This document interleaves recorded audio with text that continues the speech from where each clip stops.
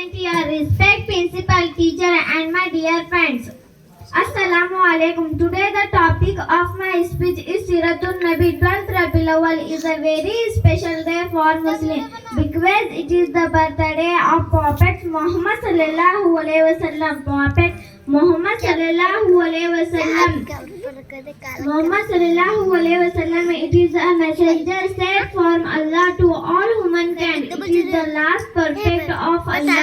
He was born in Makkah in the year 570. The Holy Quran revealed to him through Jibreel alayhi salam.